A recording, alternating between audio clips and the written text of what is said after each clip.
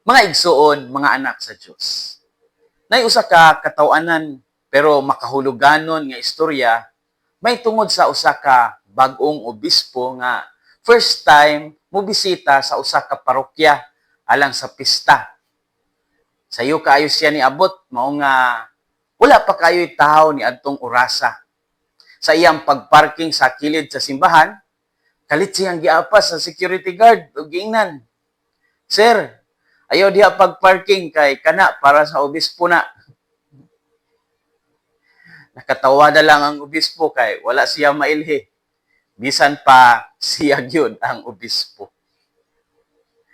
Kini nga istorya sakto kayo nga intro sa atong ebanghelyo karon. Si Jesus giatubang sa mga pangulo, sa mga pari ug mga kadagkuan sa katawhan ug gipangutana kung asa gikan ang iyang otoridad. Ang problema dili kay walay otoridad si Jesus kundi wala nila mailhi o dili nila gusto nga dawaton ang tinubdan sa iyang otoridad. Unsa may makutlo nato karong adlaw?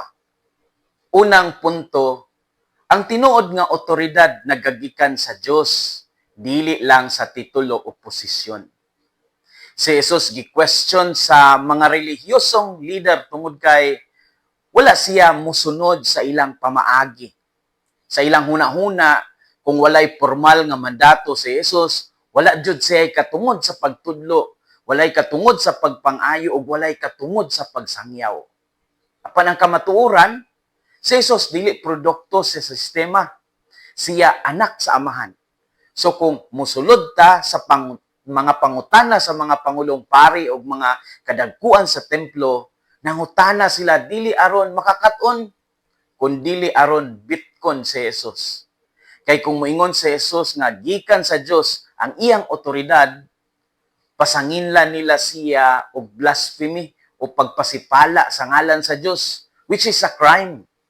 Krimen nga nagtangag og dakong silot. Kung moingon siya nga gikan sa tao, mawagtang sad ang iyang kredibilidad.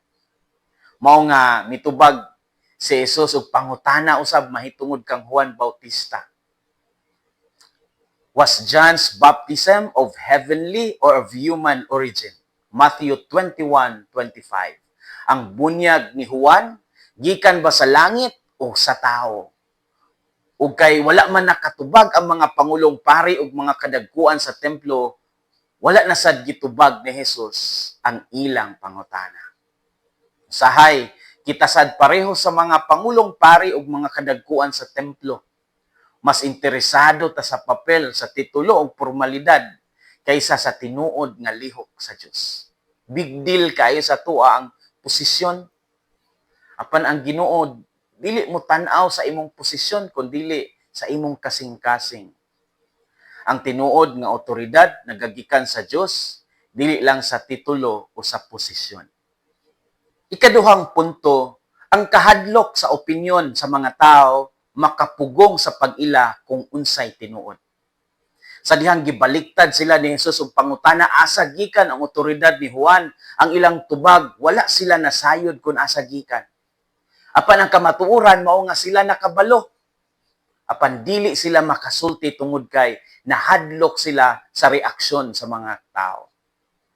Mao ni gitawag nato sa English nga moral cowardice. Manalaw ta.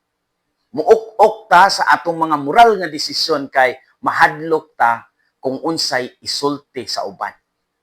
Kahibalo sila nga propeta si Juan Bautista. Apan kung ilang dawaton o ang kunon nga si Juan Bautista propeta gajod, kinahanglan usab nilang dawaton si Jesus. Of course, dili sila gusto nga dawaton si Jesus, mao nga nangambot na lang sila. Pila ka beses nata nahibalo kung unsay sakto, pero tungod sa kahadlok, sa unsay reaksyon sa ubang tao, mulikay ta. Sa trabaho, sa pamilya, sa social media, mas pilion nato ang muhilom kaysa musulti sa kamatuoran. Apan ang ebanghelyo nag-awhag kanato sa kaisog, dili sa kahadlok. Hinumdumi nga ang tinuod nga pagtuo dili neutral.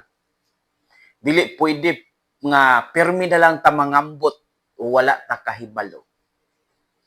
Ang kahadlok sa opinyon sa mga tao makapugong sa pag-ila kung unsay tinuod. Story time. Sa dihang si St. Paul o si San Pablo na ang nagsangyaw, siya pod gipangutana kung kinsang otoridad na gikan ang iyang panudlo. Gawas nga gitudlo niya nga si Jesus nagpakita kaniya sa espesyal nga pamaagi dito sa dalan sa Damascus, iya sad gidisclose kinsa ang iyang teacher. Ang iyang magtutudlo mao si Rabbi Gamaliel. Si Rabbi Gamaliel usa ka respetado kaayong rabbi o miyembro sa Sanhedrin. Sa Acts of the Apostles chapter 5, siya mao'y usa sa pipila ka leader nga adunay kaalam o kaisog nga misulti ngadto sa Sanhedrin nga pasagdan ang mga apostoles sa ilang mga gibuhat. Kay kung human initiative lang ang ilang gibuhat, mapulan ra na sila o mag-disappear after some time. Apan kung gikan sa Dios ang ilang gibuhat, dili gyud ang mga apostoles mapugnan. History tells us it's divine authority. Mga igsuon, mga anak sa Dios, pangutan-on nato ang atong kaugalingon, unsa ba ang basihan sa atong otoridad? Sa titulo ba, sa posisyon ba, o sa pag-alagad ba nga may integridad? Kung ginikanan ka, leader ka, pari ka, ordinaryong Kristiyano, ang imong otoridad mutubo kung makita sa imong kinabuhi ang pagtakdo sa imong mga pulong diha sa imong mga buhat. Hinaot nga ang kasing-kasing ni Kristo maghari sa atong mga kasing-kasing. Kini si Father Felmar Castrodes, PLSVD, ang inyong magsisibya sa maayong balita gikan dinhi sa Radio Veritas Asia. Hinumdumi ang kinabuhing Kristiyano, kinabuhi sa pagserbisyo